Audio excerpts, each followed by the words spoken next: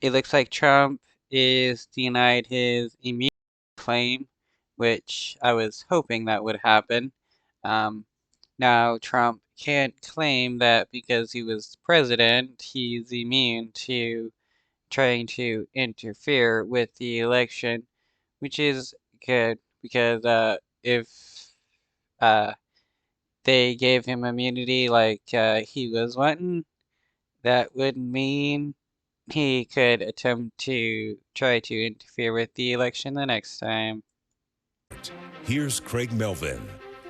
And a good morning to you. We're coming on the air with breaking news about former President Donald Trump. Just moments ago, a federal appeals court in Washington, D.C. rejected Mr. Trump's legal claim that the former president is immune from criminal charges for his efforts to overturn the 2020 election results. This all ahead of his criminal trials that are slated to start a little bit later this year, as early as March, perhaps. Let's go straight to our senior legal correspondent, Laura Jarrett. So let's just. Now that he is not considered immune, um, the mounting evidence against him will be easily used to convict him and show that he instigated the insurrection and as well as tried to interfere with the election in Georgia and various other places, and all his other crimes that he's committed involving the presidency.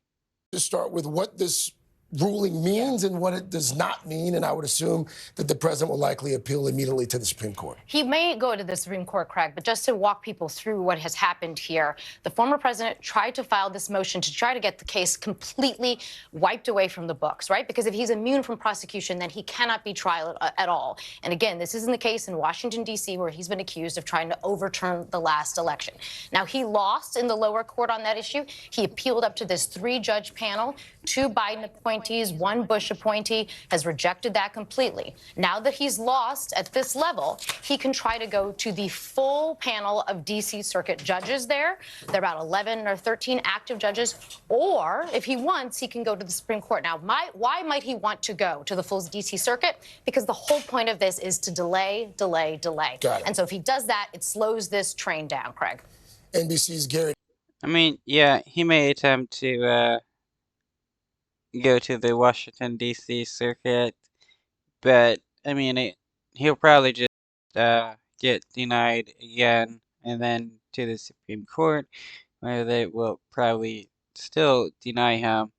I mean, eventually, once he gets to the highest court, the Supreme Court, and he's denied, then there's nothing he can do about it. And the states that want to remove him from the ballot will be able to, and the states that want to prosecute him for election interference will be able to, and there will be nothing he can do about it. Hake has been covering the former president. Garrett joins us now. They're from Washington. Garrett, have we heard anything so far from the former president or his team? We've not yet, Craig, but I think we know what we will hear from the former president. I suspect he will announce an appeal either to the district court, to the appeals court en banc, as Laura was suggesting, or to the Supreme Court. He has been really singularly focused on this case, including posting on social media overnight what he believes is the importance of continuing this concept of presidential immunity past the presidency, suggesting that any future president would immediately be indicted after leaving office by the opposing party. He argues in public, to a lesser degree than in his. If immunity is not granted to a president, every president that leaves office will be immediately indicted by the opposing party. Without complete immunity, the President of the United States would not be able to properly function. That is a big time lie. This is just Donald Trump scared that he's going to be going to jail. So that's why he wants complete immunity from all his crimes. A government can still function even if the president can be charged for crimes while current or after. A person doesn't need to be granted full immunity after being president because then they're just a regular citizen. And if he, I mean, and it's funny how he's worried about being indicted by the opposing party when that is something he talks about doing, charging Biden and others for various crimes if he becomes president.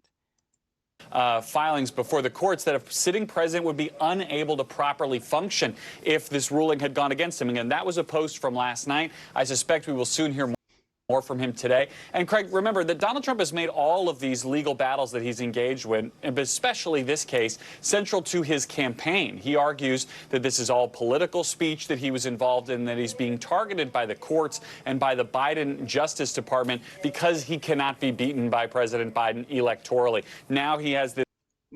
But Trump believes that a president should be immune from all crime unless impeached by Congress. And since Biden hasn't been impeached by Congress for anything at the moment, everything he is doing is completely legal, even if that means he's unfairly targeting Trump. And that's according to Trump's logic.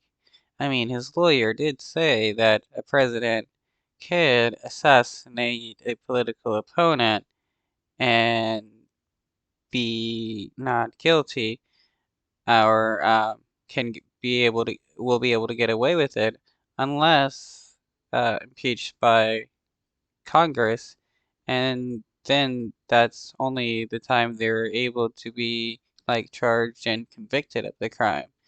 Since Biden hasn't been or impeached of anything, he's in the free. This court defeat on his plate. I suspect we will soon see this continue to be a centerpiece of his political arguments. It has worked for him with his base, winning these first early primaries in the Republican presidential nominating contest. Many Republican voters I've talked to say they could have agree with Donald Trump in theory about these cases, but there's peril for him politically down the line if these cases do move forward into the summer and early fall election season, Craig. Well, Laura, you've been following this case closer than most. I know you've been poring over some of these documents. So one thing that's important for the timing here, because remember, that's, of course, what the former president's goal is here, is to slow this down.